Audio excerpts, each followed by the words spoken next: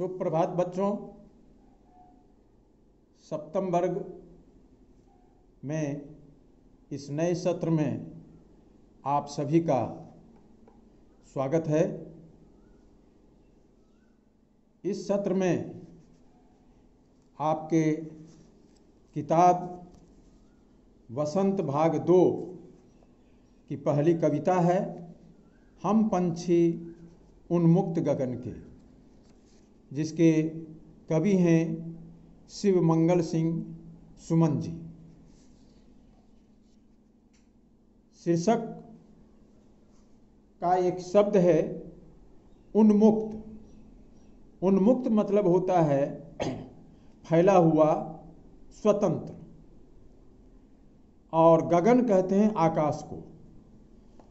इस कविता के माध्यम से कवि हम प्राणियों को पक्षी से तुलना करके पक्षियों के माध्यम से ये कहवाते हैं कि हम पक्षियों को आज़ादी अधिक पसंद होती है।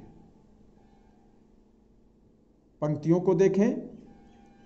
हम पंछी उन्मुक्त गगन के पिंजरबद्ध न गा पाएंगे, कनक तीलियों से टकराकर पुलकित पंख टूट जाएंगे। कवि का कहना है, पंछी के माध्यम से कहवाते हैं कि पक्षी उन्मुक्त गगन में, स्वतंत्र आकाश में विचरण करने वाले होते हैं। वे पिंजरे में बंद कर गा नहीं सकते, चहचहा नहीं सकते। उनका मन परेशान ही रहेगा, वे कभी प्रसन्न नहीं हो सकते। कनक तीलियों से टकराकर पुलकित पंख टूट जाएंगे। कनक मतलब होता है सोना। यहाँ कवि धनवान घर वालों के पिंजरे की चर्चा की ओर हमारा ध्यान आकृष्ट करता है कि पिंजरे का निर्माण सोने की तीली से किया जाता है, सोने के लकीर से किया जाता है, और उसमें भी यदि पक्षियों को रखा जाए तो उनकी तीलियों से टकराने के कारण उनके जो उल्लसित पंख हैं, पुलकित पंख हैं, वे टूट जाएंगे, जिसके परिणाम स्वरूप वे उड़ नहीं पाएंगे। अगले अनुच्छेद में देखें। पंछी कहते हैं कि हम बहता जल पीने वाले मर जाएंगे भूखे प्यासे, कहीं भली है कटुक निबौरी कनक कटोरी की मैदा से। पंछी बहता जल पीने वाले होते हैं, नदियों तालाबों का जल पीते हैं। उन्हें सोने की कटोरी में जल पसंद नहीं है। वे भूखे प्यासे मर सकते हैं, लेकिन पिंजरे में बंद नहीं रह सकते हैं। कहीं भली है कटुक निबौरी कनक कटोरी की मैदा से। उन्हें कड़वे फल अच्छे लग सकते हैं सोने की कटोरी में रखे हुए मैदा या मलाई से। उन्हें मैदा या मलाई नहीं चाहिए। भाव यह है कि स्वतंत्रता सबसे बेहतर होती है, स्वाभिमान सबसे बेहतर होता है। हर प्राणी स्वतंत्रतापूर्वक, स्वाभिमान पूर्वक जीना चाहता है। अगले अनुच्छेद में हम देखें। स्वर्ण श्रृंखला के बंधन में अपनी गति उड़ान सब भूलें, बस सपनों में देख रहे हैं तरु की फुनगी पर के झूले। स्वर्ण श्रृंखला के बंधन में, स्वर्ण मतलब सोना, सोने की श्रृंखला मतलब जंजीर, सोने की जंजीर में बंधने के कारण पंछी अपनी गति और उड़ान सभी भूल जाते हैं। वे सपनों में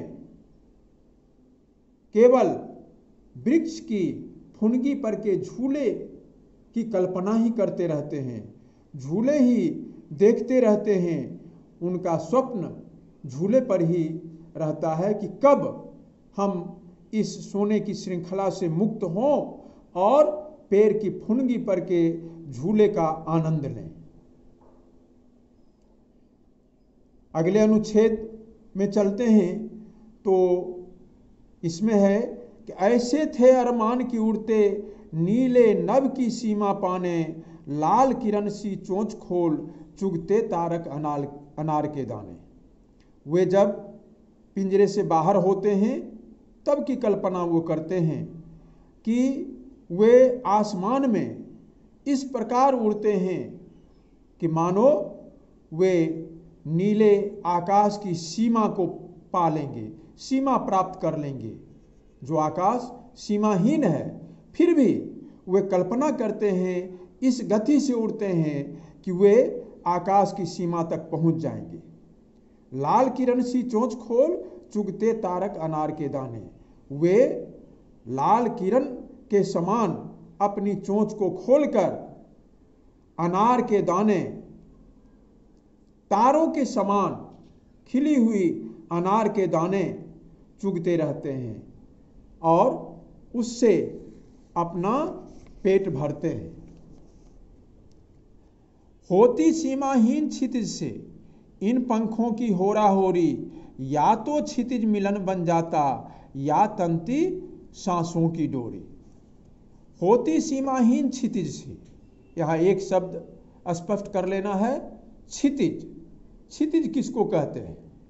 क्षितिज का मतलब होता है, आप देखेंगे जब आप नज़र उठाएंगे, दूर की ओर देखेंगे तो आपको लगेगा कि कहीं न कहीं धरती और आकाश सटा हुआ सा दिख रहा है। तो ये जहाँ पर दिखाई पड़ता है उसी को क्षितिज कहते हैं, जो सीमाहीन होता है, जिसकी कोई सीमा नहीं होती है। चूँकि आप उसकी ओर बढ़ते जाएंगे और वो क्षितिज आपको फिर आगे दिखता ही रहेगा। तो होती सीमाहीन क्षितिज से इन पंखों की होराहोरी, पंछी कहते हैं कि उनके पंखों की होराहोरी यानी टकराहट, लड़ाई सीमाहीन क्षितिज से होती है। और उस स्थिति में क्या होता है, कल्पना करते हैं कि या तो क्षितिज मिलन बन जाता, या माने उन्हें क्षितिज प्राप्त हो जाता, क्षितिज तक वो पहुंच जाते, या तंती सांसों की डोरी, अथवा सांसों की डोरी तनने का मतलब कि उनकी सांस क्रिया समाप्त हो जाती, अर्थात वे मर जाते। ये उन्हें पसंद है, मरना पसंद है, गुलामी नहीं, पिंजरे नहीं। अंतिम में देखें, नीर न दो चाहे टहनी का, आश्रय छिन भिन कर डालो, लेकिन पंख दिए हैं तो आकुल उड़ान में विघ्न न डालो। आग्रह है, अनुरोध किया जाता है।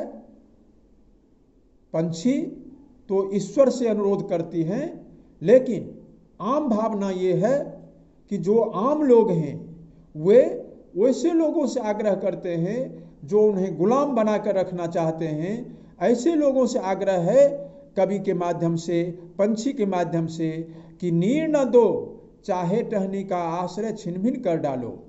नीर मतलब होता है घोंसला, चाहे घोंसला दो या ना दो, रहने का जगह दो या ना दो, या टहनी का आश्रय भी, टहनी पर जो पंछी रहते हैं उस आश्रय को भी छिन्न भिन्न कर डालो, तोड़ डालो, कोई चिंता की बात नहीं है। लेकिन यदि मुझे पंख प्राप्त हुए हैं, मुझे पंख ईश्वर ने दिया है, तो मेरे इस स्वतंत्रतापूर्ण उड़ान में बाधा मत पहुंचाओ। विघ्न का अर्थ होता है बाधा, रुकावट, रुकावट मत डालो। इसी के साथ आपका यह कविता समाप्त होता है, सारांश पूरा होता है। अब हम लोग इस कविता के प्रश्न अभ्यास की ओर चलते हैं। प्रश्न में आप देखेंगे कि पहला प्रश्न है, आप कॉपी कलम लेंगे और इसे नोट करने की कोशिश करेंगे। पहला प्रश्न है, हर तरह की सुख सुविधाएं पाकर भी पंछी पिंजरे में बंद क्यों नहीं रहना चाहते? आप इसका उत्तर लिखिए।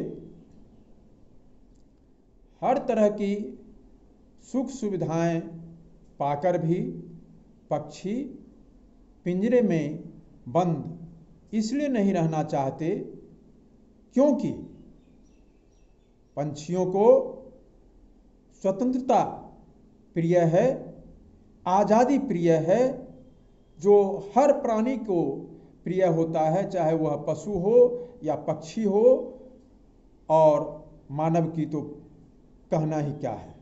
तो हर प्राणी आज़ादी पसंद करते हैं, इसी कारण से पक्षी को भी पिंजरे पसंद नहीं है। दूसरे प्रश्न को देखें। दूसरा प्रश्न में है कि पक्षी उन्मुक्त रहकर अपनी कौन कौन सी इच्छाएं पूरा करना चाहते हैं।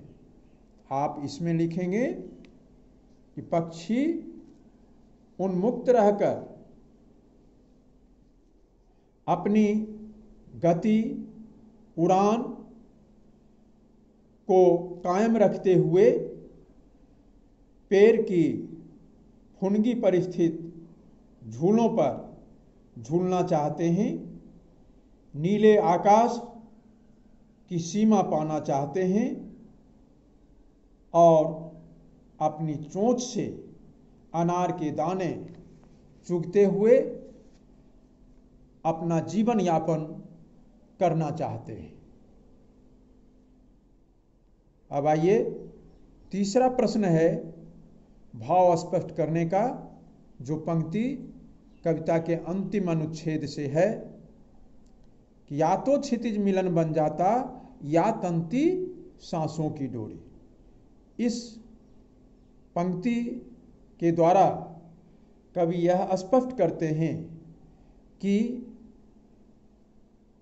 हम जब आज़ादी पसंद करते हैं, हम अपने आप को स्वाभिमान पूर्ण जीवन में जीना चाहते हैं, तो उसके लिए हमें कष्ट सहन करना पड़ता है, और उस कष्ट सहन को करते हुए हम अपनी जीवन लीला को समाप्त कर देते हैं, परंतु गुलामी को स्वीकार करना पसंद नहीं करते हैं।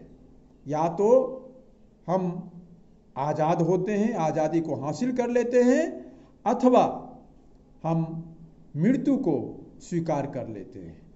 इस प्रकार तीनों प्रश्न का आपका उत्तर स्पष्ट हो गया।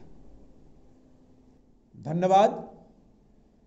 इन सारे प्रश्नों को आप अभ्यास पुस्तिका में अच्छी तरह से स्थिर से लिख लेंगे। यदि ज़रूरत होगी तो आप वीडियो रोक कर भी अच्छी तरह से लिख सकते हैं, और फिर इसको स्कूल आवर में दिखाएंगे, जिन्हें चिन्हित किया जाएगा।